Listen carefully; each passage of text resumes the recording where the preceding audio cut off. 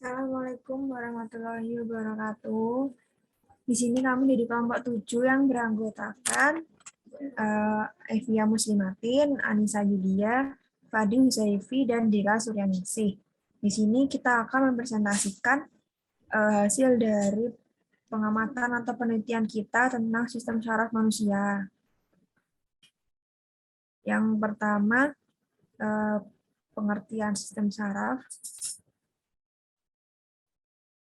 Ya, pengertian sistem saraf manusia. Sistem saraf merupakan salah satu sistem koordinasi yang bertugas menyampaikan rangsangan dari reseptor untuk dideteksi dan direspon oleh tubuh. Sistem saraf adalah sistem koordinasi berupa pengantaran impuls saraf ke susunan saraf pusat, pemrosesan impuls saraf, dan pemberi tanggapan rangsangan. Dari Feryawati 2006. Sistem atau susunan saraf merupakan salah satu bagian terkecil dari organ dalam tubuh, tetapi merupakan bagian yang paling kompleks. Susunan saraf manusia mempunyai arus informasi yang cepat dan dengan kecepatan pemrosesan yang tinggi dan tergantung pada aktivitas listrik atau impuls saraf dari Bahrudin 2013.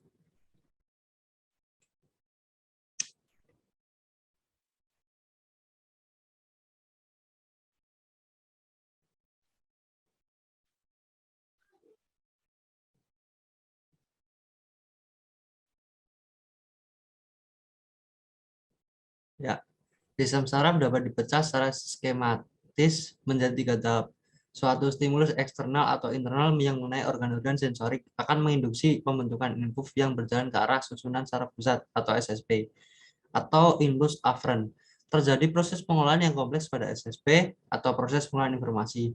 Dan sebagai hasil pengolahan, SSP membentuk impuls yang berjalan ke arah perifer atau impuls efferent dan mempengaruhi respon motorik terhadap stimulus dari Bahrudin 2013.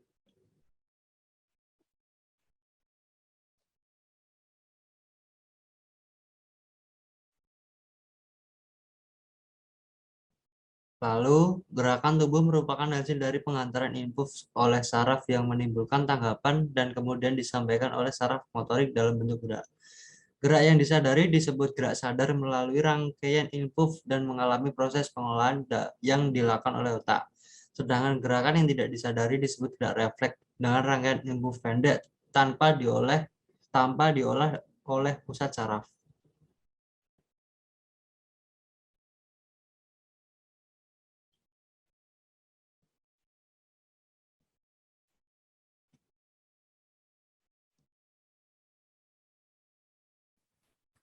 Susunan sistem saraf.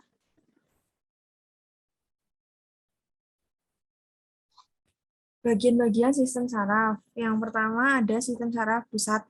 Sistem saraf pusat berfungsi menerima informasi dari semua area tubuh dan kemudian mengkoordinasikan semua arus lalu lintas tersebut untuk menghasilkan respon tubuh.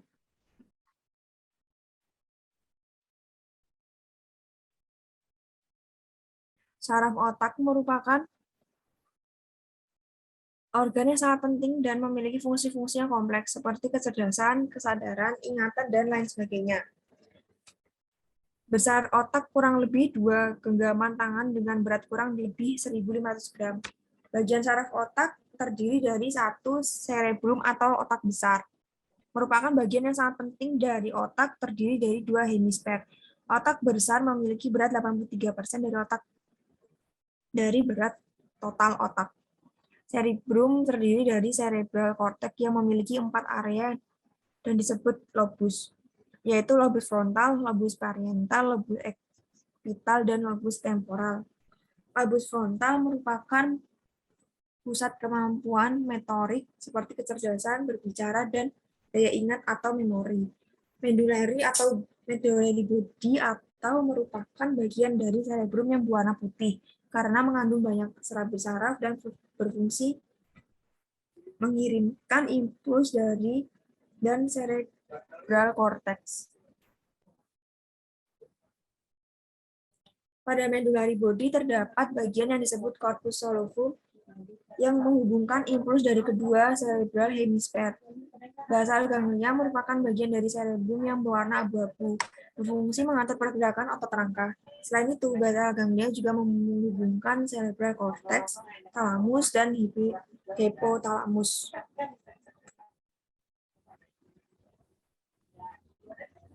Dua, brainstem merupakan bagian yang sangat penting dari otak.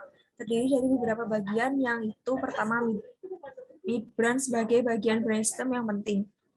Midbrain terletak di antara diencephalon dan pons, merupakan tempat untuk relay impuls dari cerebral cortex ke pons dan spinal. Pons berbentuk seperti tonjolan dan terletak di antara midbrain dan medulla oblongata. Pons berfungsi sebagai jembatan yang menghubungkan antara brainstem dan cerebrum. Pons merupakan pengontrol proses pernafasan. Medulla oblongata merupakan bagian dari brainstem yang berbentuk kerucut dan mengandung bayang serabut saraf. Bagian ini merupakan pusat pengaturan detak jantung, tekanan darah, pernafasan, dan menelan dan memudah. Muntah. Ketiga, ada diencephalon membentuk pusat inti dari otak depan yang dikelilingi oleh belahan otak. Diencephalon terdiri dari talamus dan hipotalamus. Keempat, ada cerebellum, biasa disebut otak kecil. Bagian ini terletak di belakang kepala dan dekat dengan bagian leher, ujung, atas, serta memiliki fungsi yang sangat penting, yaitu untuk kontrol kontraksi otot, postur, dan keseimbangan.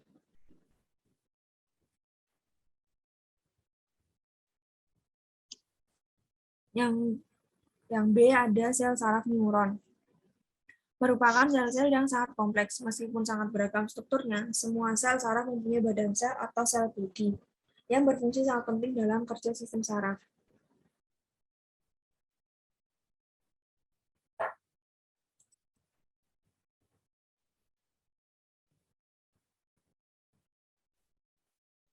Neuron terdiri dari beberapa bagian, yaitu yang pertama dendrit, merupakan perpanjangan atau percabangan dari badan sel. Organel-organel yang terdapat pada badan sel juga terdapat di dalam dendrit. Dendrit memiliki fungsi sebagai penerima rangsang, memperluas area untuk menerima sinyal dari sel saraf lain, juga untuk menghantarkan sinyal ke badan sel.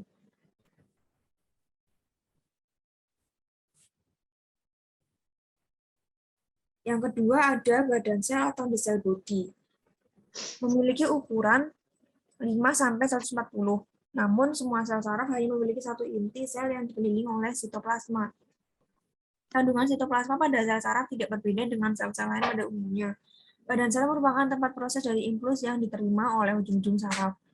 Badan sel banyak terletak di sistem saraf pusat, namun badan sel yang disebut ganglia atau tunggal ganglion terletak di sepanjang sistem saraf tepi.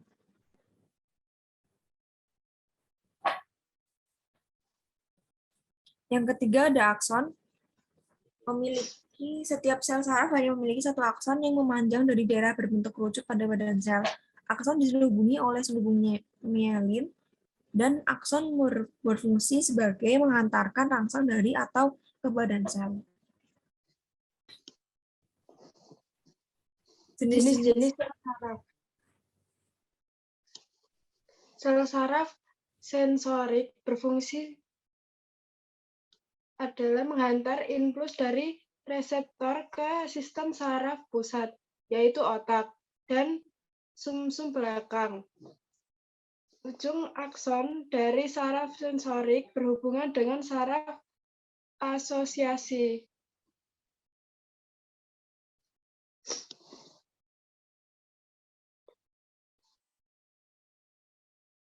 Sel saraf motorik.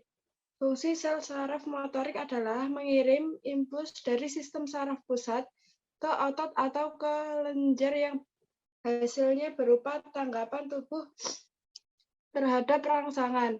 Badan sel saraf motor berada di sistem saraf pusat. Dendritnya sangat pendek berhubungan dengan akson saraf asosiasi, sedangkan aksonnya dapat sangat panjang.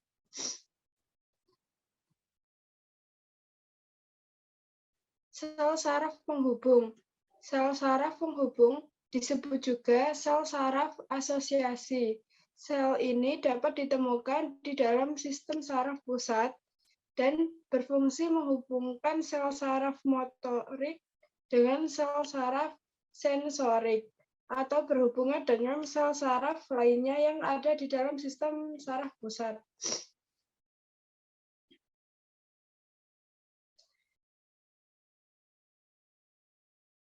Sumsum tulang belakang dilindungi oleh rongga tulang belakang dan dilapisi oleh meninges.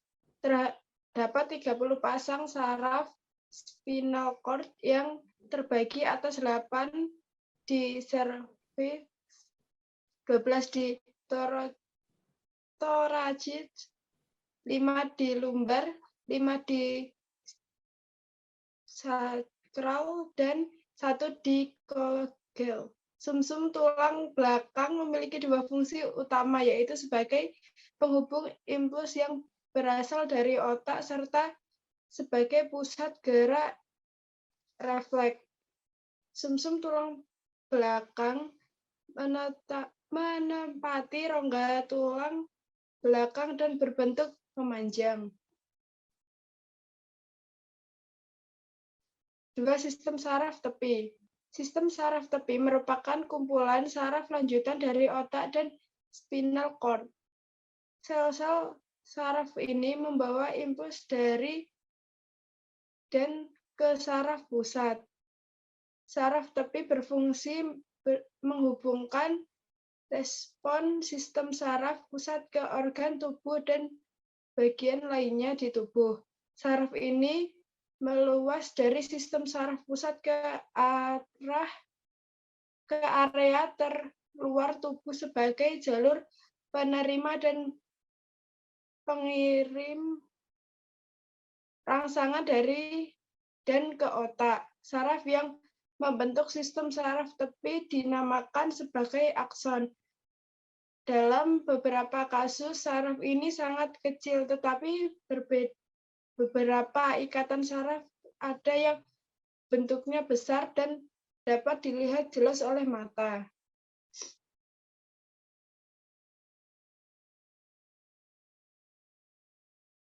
Sistem saraf otonom.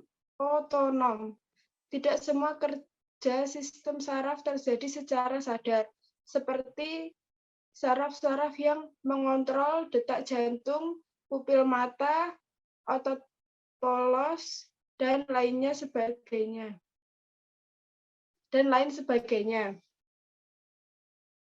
Ia melakukan perintah atau bekerja dengan tanpa kita sadari. Ia juga bergerak dengan cara otomatis yang tak kita hendaki melalui saraf pusat (otak) terlebih dahulu. Dengan kata lain, sistem saraf otonom bekerja tanpa mendapat perintah kita terlebih dahulu. Contoh dari sistem saraf ini adalah perubahan pada pupil mata, denyut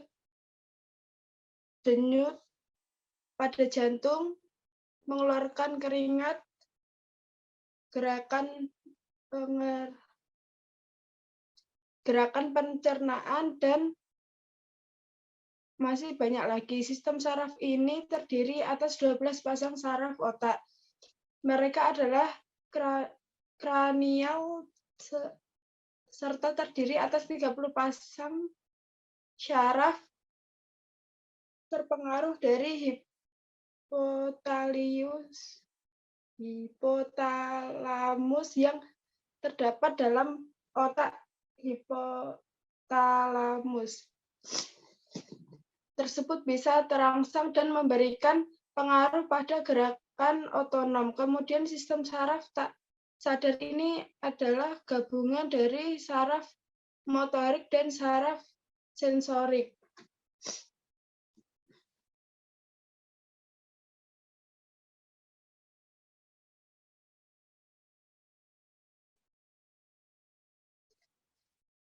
Sistem saraf otonom sebagai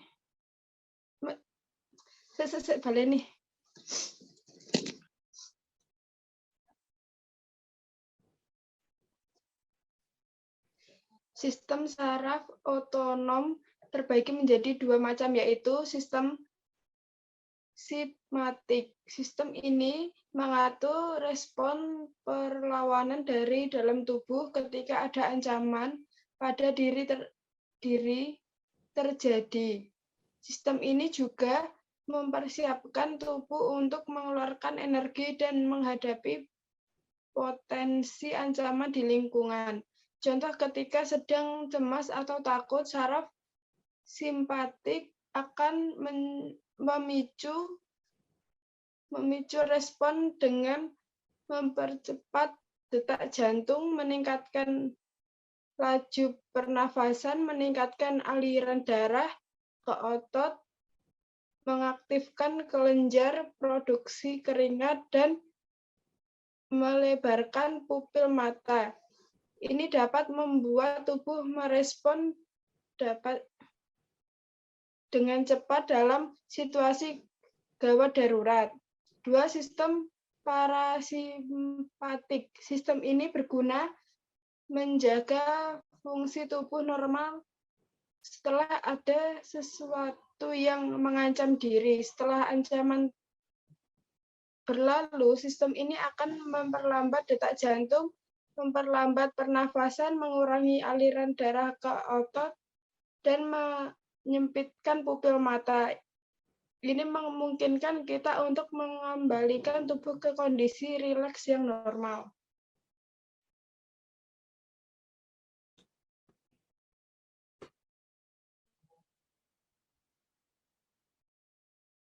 B. Sistem saraf somatik.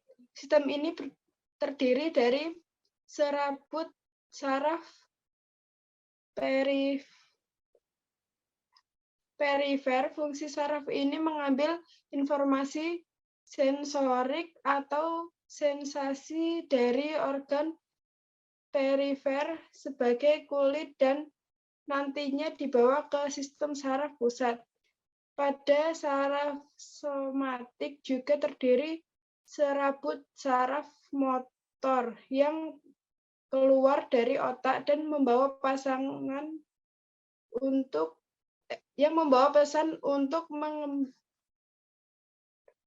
menggerakkan tubuh yang dibantu oleh otot rangka.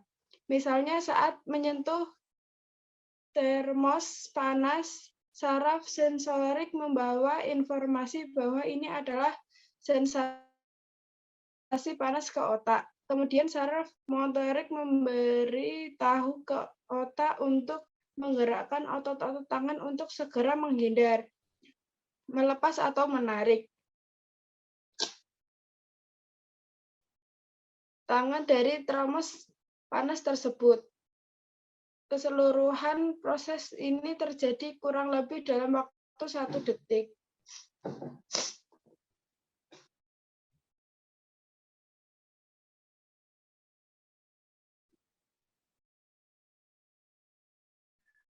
Kemudian terdapat gangguan dan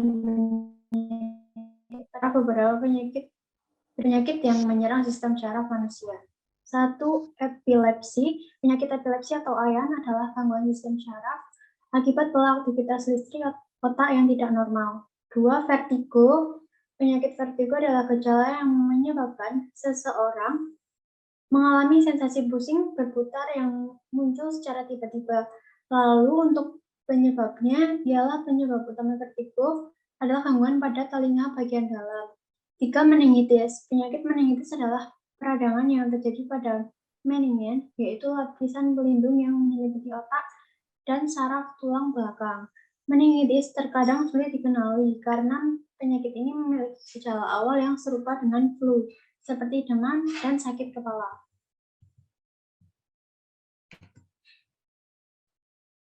Upaya yang dapat dilakukan untuk menciptakan sistem saraf yang sehat dengan olahraga teratur, hindari pekerjaan yang menuntut gerakan berulang, jaga berat badan yang ideal, pastikan asupan vitamin B tercukupi, kemudian menghindari alkohol.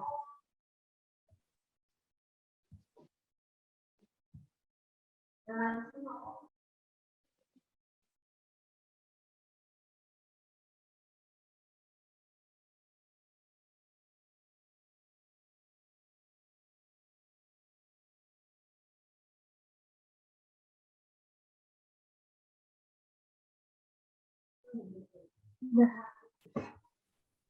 Oke, sekian dari kelompok kami, kelompok 7. Kurang lebihnya mohon maaf. Wassalamualaikum warahmatullahi wabarakatuh. Waalaikumsalam warahmatullahi wabarakatuh. Wabarakatuh.